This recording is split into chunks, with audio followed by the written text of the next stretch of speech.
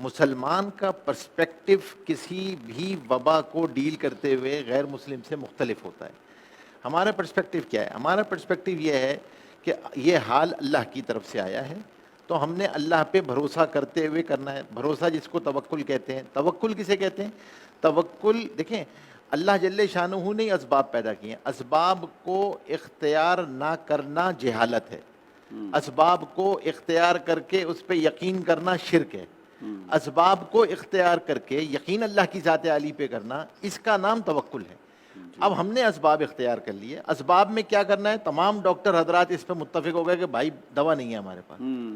تو ہم نے دو طرح کی چیزیں پیدا کرنی ہیں. سب سے پہلے اپنے اندر قوت مدافعت پیدا کرنی ہے. لوگ کہہ رہے ہیں نا کہ بھائی یہ جانے کے لیے تو نہیں آیا. آپ نے ایک جو ڈاکٹر صاحب نے بڑی اچھی مثال دی کہ وہ تو آپ کی باڈی کے ساتھ ایک قوت مدافعت پیدا ہو جائے گی.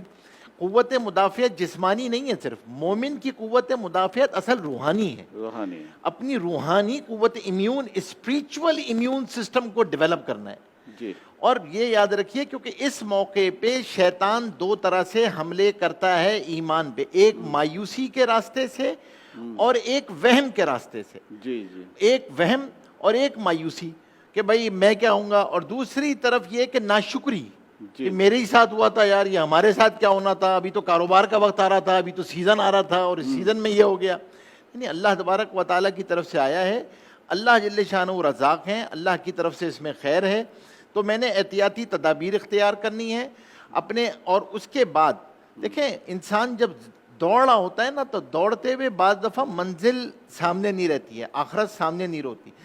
آپ نے سماجی دوریاں ضرور پیدا کرنی ہیں، اللہ سے قربت پیدا کرنی ہے. یہ یاد رکھیے. مسلمان کا اس وقت لوگو یہ ہے، ہمارا کیا ہے، ہم یہ کہہ رہے ہیں کہ بھائی دیکھیں ہم نے سماجی دوریاں پیدا کرنی، لیکن گوشہ نشینی اللہ تبارک و تعالیٰ نے ہمیں یہ موقع دے دیا اپنے سے رابطہ پیدا کرنے کا. پہلے تو ہمارے پاس یہ وقت نہیں تھا کہ ہم نے اپنی روحانی ترقی کے اسباب سوچے تھے. اس قوت مدافعت کے اسباب بتائے میں نا، قرآن کریم کی تلاوت ہے، ذکر ہے، نماز ہے، علم کو سیکھنا ہے. اب تک میں تجارت کر رہا تھا، آج تک میں نے زکوٰۃ کے مسائل ہی نہیں سیکھے تھے. کبھی گھر والوں کے ساتھ بیٹھ کے اپنے گھر والوں کی اپنے بچوں کی تربیت نہیں کی تھی. کبھی ان کے ساتھ بیٹھ کے تفسیر کا مذاکرہ نہیں کیا. کبھی بچوں کے ساتھ بیٹھ کے میں نے سیرت نہیں پڑھی تھی. اب میں اپنا وقت نکالوں گا. ایک ایک لمحہ مومن کا قیمتی ہے. اور پھر ڈاکٹر صاحب بیٹھے ہوئے، مفتی صاحب بیٹھے ہوئے، ایک جسارت کر رہا ہوں، تمثیلاً عرض کر رہا ہوں. سنی دیکھیں، سب سے بڑا لاک ڈاؤن تو ڈاکٹر صاحب، اس سے بڑا لاک ڈاؤن تو کسی پہ نہیں آیا نا جو حضرت یونس علیہ السلام پہ آیا تھا. آپ سوچیں نا، مچھلی کے اندر لاک ڈاؤن تھا، ادھر ادھر کہیں نکلنا ہی نہیں تھا نا، کہیں نہیں نکلنا تھا. اور اللہ جل شانہ نے کس سے نجات دی؟ آیت کریمہ سے. تو جو آیت کریمہ جو وہاں سے نجات دے سکتا ہے وہی ہمیں بھی نجات دے گا. تو آیت کریمہ کا پڑھنا، اور صرف زبان سے نہیں پڑھنا، یقین کے ساتھ پڑھنا کہ اللہ تبارک و تعالیٰ کہہ رہے ہیں فَاسْتَجَبْنَا لَهُ وَنَجَّيْنَاهُ مِنَ الْغَمِّ فَكَذَلِكَ نُنْجِي الْمُؤْمِنِينَ. تو اپنے بچوں کو بٹھا کر ان سے اپنے رابطوں کو اسٹیبلش کرنا جو زندگی کی دوڑ میں ہم بھول جاتے ہیں. اور اب بچوں کے ساتھ، اور پھر اس کے ساتھ ساتھ کچھ اپنی علمی، فکری، روحانی تربیت کے پہلو تلاش کرنا.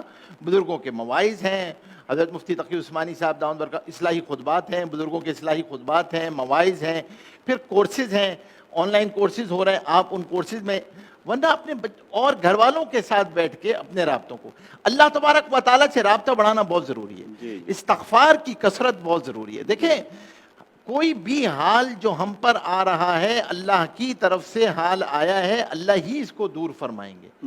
حالات کا تعلق اللہ نے رتی برابر چیزوں کے ساتھ نہیں جوڑا، وہ اللہ نے اعمال کے ساتھ جوڑا ہے. جو اعمال جس نوعیت، اور یہی میں ریاستوں سے بھی کہتا ہوں، حکمرانوں سے بھی کہتا ہوں کہ دیکھیں مسلمان حکمران کا پرسپیکٹو بہت ڈیفرنٹ ہونا چاہیے. ہمیں ان اسباب کی طرف بھی نگاہ کرنی چاہیے جو حضور پاک صلی اللہ علیہ وسلم نے واضح اسباب بتائیں کہ دیکھو اگر یہ گناہ اجتماعی طور پہ ہوں گے اور اجتماعی توبہ نہیں ہوگی تو پھر ایسی بیماریاں آئیں گی جو تم نے سنی بھی نہیں ہوں گی، وہ اجتماعی مصائب آئیں گے. تو ہمیں اس کا استغفار کا اہتمام کریں. اسی طریقے سے بزرگوں نے لکھا ہے کہ درود شریف کا اہتمام اور سیرت کا اہتمام، گھر میں سیرت پڑھنے کا اہتمام کریں. جی. بے شمار کتابیں ہیں سیرت کی، اسوہ رسول اکرم صلی اللہ علیہ وسلم کوئی، اور سیرت النبی، کوئی بچوں کے ساتھ بیٹھیں اور بچوں کو اس کے ساتھ جوڑیں. اور دوسری بات یہ ہے کہ جیسے ڈاکٹر صاحب نے کہا، میں بالکل 100% کہ بھائی کسی طریقے سے نا اس زمانے میں میرے خیال گھر کی صرف اور صرف ان کورسز اور اس کے لیے وائی فائی آن رکھیں، ورنہ سوشل میڈیا کو جو ہے نا اس وقت بالکل ختم کریں. اور جو ہمارا اس خاص طور پہ اس کی وجہ سے جو نقصانات ہو رہے ہیں، اس کی سب سے بڑا نقصان میرے نزدیک تو یہ ہے کہ وقت کا ضیاع ہے. وہ وقت جو اللہ کے ذکر میں لگ سکتا تھا، علم سیکھنے میں لگ سکتا تھا، اس میں، اور وہ اس کے بجائے کہیں اور ضائع ہو رہا ہے، بلا وجہ کی گفتگو میں ضائع ہو رہا ہے. پھر آخری بات یہ کہ جو کرنے کا آخری کام ہے وہ یہ ہے مواخات کا کام، کہ ہم تلاش کریں ایسے لوگ کہ دیکھو بھائی کہ ان کو کسی وجہ سے اگر کھانا نہیں پہنچ رہا ہے، مشکل ہے، تو ایسے لوگوں کو تلاش کر کے ان کی مدد کرنا. بیماری دور کرنے کے لیے بطور علاج کے جہاں دوا بتائی گئی ہے وہیں صدقات بھی ہیں. صدقہ بھی بیماری کو دور کرتا ہے، صلہ رحمی بھی بیماریوں کو دور کرتی ہے. تو ہم اس بات کا خاص طور پہ خیال رکھیں، صلہ رحمی، اور اپنی ذات سے الدین و النصیحہ، دین سراسر خیر خواہی ہے. میری وجہ سے کسی کو نقصان نہ پہنچے، اسے اجتماعات میں نہ جاؤں، اور لا ضرر ولا ضرار، کسی کو نقصان بھی نہ پہنچے، خود بھی نقصان سے بچے رہیں. تو اگین آخری بات خلاصہ یہی جو آپ نے فرمایا کہ اپنے ٹائم مینجمنٹ بنائیں، اپنے گھر میں اوقات کار بنائیں. بلکہ میں تو کہتا ہوں اللہ نے موقع دے دیا ہے خواتین کو جماعت کے مسائل سیکھنے کا. تو گھروں میں جب جماعت ہو رہی ہے تو آج تک ہماری خواتین تو جماعت کے مسائل نہیں پتہ ہوتے. اب گھروں میں جماعت کرو.